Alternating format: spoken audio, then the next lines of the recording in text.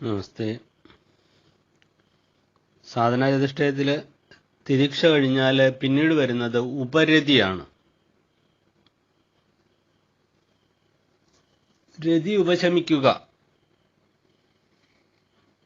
കുറച്ചുകൂടെ അത് താത്വികമായിട്ട് പറഞ്ഞാൽ കർമ്മഫലം ഉപേക്ഷിച്ച് മനസ്സ് ആത്മസുഖത്തിൽ മുഴുകുന്നത് ഉപരതി. ആത്മസുഖത്തിൽ മുഴുകുന്ന മനസ്സ് വിഷയസുഖങ്ങളോട് അത്യന്തം താല്പര്യം കാണാനുള്ള സാധ്യത കുറവാണ്. വിഷയസുഖങ്ങൾ വേണ്ടെന്ന് വയ്ക്കും എന്ന് പൂർണ്ണമായിട്ട് അർത്ഥമില്ല. എന്നാലും കിഴക്കോട്ട് നടക്കുമ്പോൾ പടിഞ്ഞാറ് നിന്ന് അകലുന്നത് തനിയെ സംഭവിക്കുന്നതാണ്. അതിന് പ്രത്യേകിച്ച് ഒരു പ്രയത്നം ആവശ്യമില്ല.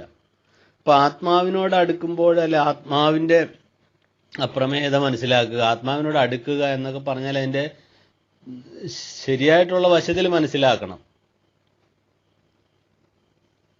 ആത്മാവിനോട് അടുക്കുക എന്ന് പറഞ്ഞാൽ ഇപ്പോഴും അടുത്ത് തന്നെയല്ല ഇരിക്കുന്നത്, ഏറ്റവും അടുത്ത് തന്നെയാണ് ഇരിക്കുന്നത്. പക്ഷെ ആ അടുത്തിരിക്കുന്നു എന്നുള്ള തിരിച്ചറിവ് ഉണ്ടാവുക. തിരിച്ചറിവ്, വിവേകമുണ്ടാകുമ്പോൾ സത്യം മനസ്സിലാക്കി സത്യാഭിമുഖ്യമുള്ളവരായിട്ട് തീരും. അതാണ് വിവേകത്തിൻ്റെ, തിരിച്ചറിവിൻ്റെ ഒരു പ്രത്യേകത. നമ്മളൊരു സത്യം മനസ്സിലാക്കുകയാണ്, അറിവ്. അതനുസരിച്ച് പ്രവർത്തിക്കുന്നു തിരിച്ചറിവ്, വിവേകം.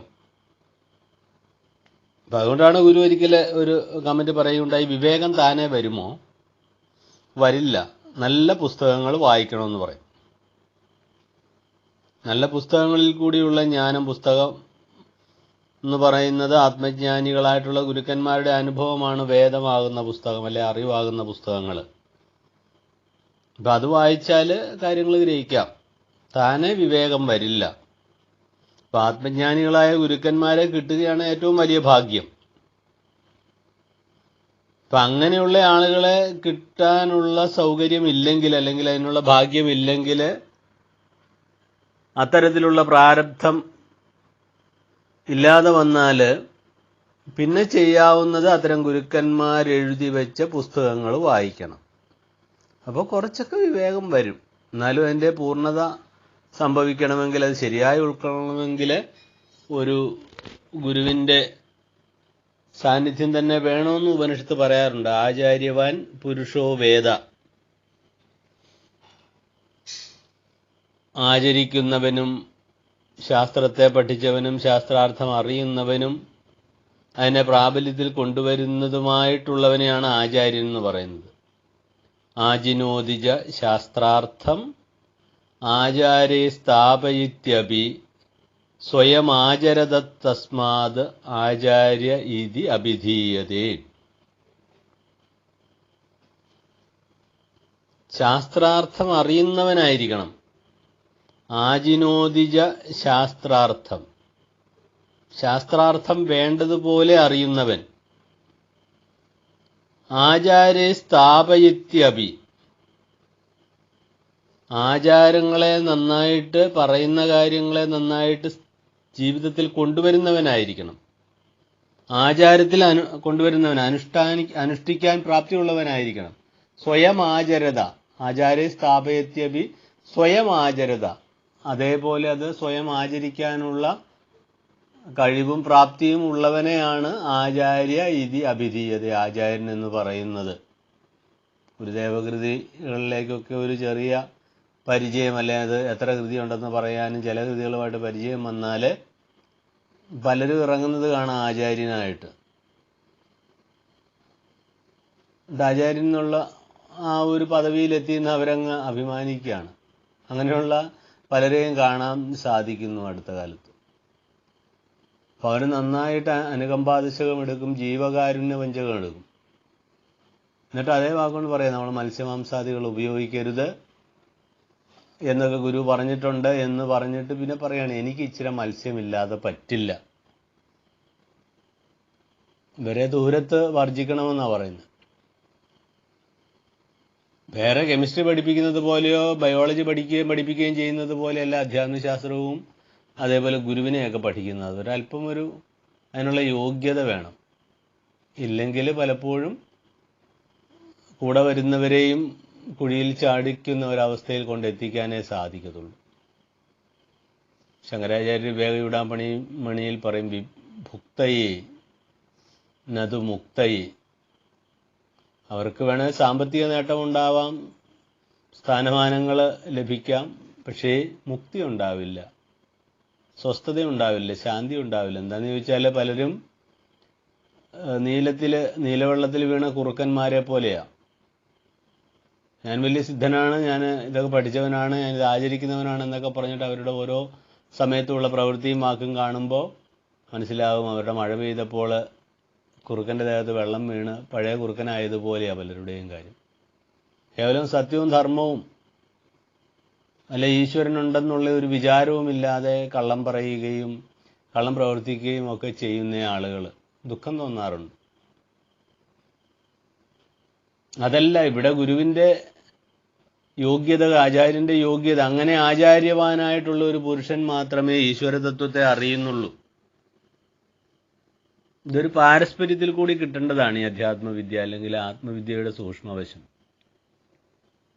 ശ്രവണമന്ന നിധ്യാസനങ്ങളിൽ കൂടിയും അതേപോലെ അത് ശ്രവണം ചെയ്ത് മനനം ചെയ്ത് തൻ്റേതാക്കി തീർത്ത ഒരാളുടെ ഒരു സഹായമുണ്ടെങ്കിൽ അയാളിൽ നിന്ന് കിട്ടുന്ന ബ്രഹ്മവിദ്യ ശരിയായിട്ടുള്ള അറിവായിരിക്കും. അപ്പോഴാണ് നമ്മൾ ഈ പഠിക്കുന്ന ബ്രഹ്മവിദ്യ പഞ്ചകം പോലെയുള്ള കൃതികൾ നമ്മളുടേതായിത്തീരുന്നത്. അല്ലെങ്കിൽ വെറും പുസ്തകത്തിൽ കിടക്കുന്ന വിദ്യയാണ്. ആ ശമം എന്താണെന്നും ദമം എന്താണെന്നും ഒക്കെ പുസ്തകത്തിൽ നോക്കി എനിക്ക് നന്നായിട്ട് വിശദീകരിക്കാൻ സാധിക്കും. പക്ഷെ ഞാനിത് അനുഷ്ഠിക്കാത്തവനാണെങ്കിൽ എനിക്കിത് പറയാനുള്ള യോഗ്യത പോലും ഉണ്ടോ എന്ന് സംശയമാണ്. ആ ഒരു വിഷമത്തോടും അല്ലെങ്കിൽ ആ ഒരു ഒരു ആങ്സൈറ്റിയോട് കൂടിയാണ് പലപ്പോഴും ഈ കൃതികൾ കൈകാര്യം ചെയ്യുന്നത്. ഇതിനൊക്കെയുള്ള യോഗ്യത നമുക്കുണ്ടോ എന്ന് സംശയിച്ചുകൊണ്ട് തന്നെയാണ് ഇതൊക്കെ പറയുന്നത്. അല്ലാതെ ഇത് തികഞ്ഞവനാണെന്നോ പൂർണ്ണത എത്തിയവനാണെന്നോ ഒന്നും യാതൊരു വിചാരവുമില്ല, അങ്ങനെ ഒരു ഭാവമേ ഇല്ല. മറിച്ച് ഗുരുവിൻ്റെ കവനങ്ങൾ, ഗുരുവിൻ്റെ കൃതികൾ ചില നല്ല ആളുകളിൽ നിന്ന് അതിനുള്ളൊരു ഭാഗ്യം കിട്ടി. പ്രൊഫസർ ജി ബാലകൃഷ്ണൻ നായർ സാറിൻ്റെ കീഴിലിരുന്നും സമ്പ്രസാദാനന്ദ സ്വാമിയെ പോലെയുള്ള വരേണ്യന്മാരുടെ അടുത്തിരുന്ന് മാധവൻപിള്ള സാറിനെ പോലെയൊക്കെ ഉള്ളവരിൽ നിന്ന് ബ്രഹ്മവിദ്യ കേൾക്കുവാനുള്ള ഒരു വലിയ പുണ്യം സിദ്ധിച്ചതുകൊണ്ടാണ് ഇത് പറയാനുള്ള ഒരു ധൈര്യം വന്നു ചേരുന്നത്. അവരൊക്കെ അത് ആചരിച്ച് കാണിച്ചു തന്നവരാണ്. ഇപ്പോഴും അതിൽ ചിലരെങ്കിലും ജീവിച്ചിരിക്കുന്നു, അവരത് ആചരിച്ച് കാണിച്ചു തരുന്നു. ആ മാർഗത്തിൽ കൂടെ പിന്തുടർന്നുകൊണ്ടാണ്, ആ ഒരു ബലത്തിലാണ് ഇത് പറയാൻ തന്നെയുള്ള ഒരു ധൈര്യം കാണുന്നത്. എന്നാലും ഗുരുവിനോട് പറയും, മഹാഗുരു ഇത് എടുക്കാനുള്ള ശേഷിയുള്ളവനില്ല എന്നൊക്കെ പ്രാർത്ഥിച്ചുകൊണ്ട് തന്നെയാണ് ഓരോ ദിവസവും ഈ ഗുരുവിജ്ഞാനീയത്തിലേക്ക് കടക്കാൻ ശ്രമിക്കുന്നത്. അപ്പം ഈ ഒരു ചിന്താധാര, അധ്യാത്മ ചിന്താധാര വരുമ്പോൾ, അല്ലെ അത്തരത്തിൽ ഉള്ള ചിന്താഗതിയിൽ പ്രവർത്തിക്കുന്ന ആളുകൾ ശ്രദ്ധിക്കേണ്ട കാര്യങ്ങൾ കൂടിയുണ്ട്. ചിലതൊക്കെ കുറേയെങ്കിലും നമുക്കിത് അനുഷ്ഠിക്കാൻ പറ്റുന്നതായിരിക്കണം പറയുന്നത്. ശാസ്ത്രാർത്ഥം അറിയാനുള്ള ഒരു ആത്മാർത്ഥമായ ശ്രമം വേണം. ആജിനോദിജ ശാസ്ത്രാർത്ഥം, ശാസ്ത്രാർത്ഥത്തെ അറിയാനുള്ള ഒരു അഭിവാഞ്ച ശേഷി, അത് അറിയണമെങ്കിൽ കേവലമായ പുസ്തക വായനയിൽ കൂടി അത് കിട്ടില്ല. പുസ്തകത്തിലെ അക്ഷരമാണ്, പക്ഷെ അതിൻ്റെ ആന്തരികമായ തത്വം മനസ്സിലാക്കാൻ, ആ തത്വത്തെ മനസ്സിലാക്കി ഒരാളുടെ സഹായമുണ്ടാവുന്നത് എപ്പോഴും നല്ലതാണ്. അതില്ലാതെ പലപ്പോഴും പോയാൽ വേണ്ടതുപോലെ ഉൾക്കൊള്ളാൻ പറ്റുക. ചിലരൊക്കെ പറയാറുണ്ട്, ഞാൻ ഗുരുദേവകൃതികളുടെ പല വ്യാഖ്യാനം പുസ്തകങ്ങൾ വാങ്ങി വെച്ചിട്ടുണ്ട്, ഞാനത് വായിക്കുന്നുണ്ട്, ആ വായിച്ചിട്ടൊക്കെയാണ് കാര്യങ്ങൾ പറഞ്ഞു കൊടുക്കുന്നത്. അത്രയും നല്ലത്, അതിൻ്റെ പ്ലസ് പോയിൻറ്റും അവർക്ക് കൊടുക്കുന്നു, അതിനകത്തൊന്നും സംശയമില്ല. എന്നാലും അവർക്ക് കുറച്ചും കൂടെ ഈ തരത്തിലുള്ള ഒരു ആഭിമുഖ്യം, ഒരു സത്യത്തോടും ധർമ്മത്തോടും ദയയോടും ശാന്തിയോടും ഒക്കെ ഉള്ളൊരു ആഭിമുഖ്യം കൂടി ഉണ്ടായിരുന്നെങ്കിൽ നന്നായിരുന്നേനെന്ന് തോന്നാറുണ്ട്. അത്രയേ ഉള്ളൂ. ഇപ്പോൾ ഈ ഉപരതി എന്ന് പറയുന്ന ഈ ഒരു ഗുണം മനുഷ്യനിൽ വന്നു ചേരണമെങ്കിൽ ആത്മീയമായിട്ടുള്ള ഒരു ഉണർവ് തന്നെ വേണം. അപ്പം ആ കർമ്മഫലം ഉപേക്ഷിക്കുന്നത് എങ്ങനെ?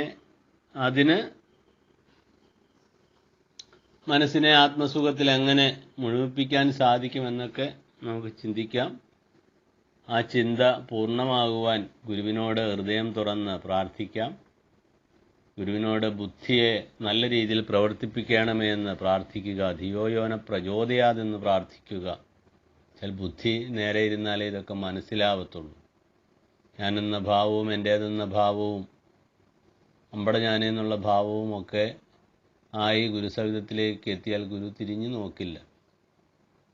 അതുണ്ടാവാതെ നോക്കാൻ പ്രത്യേകം ശ്രദ്ധിക്കുക. ഗുരുകാരുണ്യത്തിന് നമുക്ക് ഒരുമിച്ച് പ്രാർത്ഥിക്കാം. നന്ദി.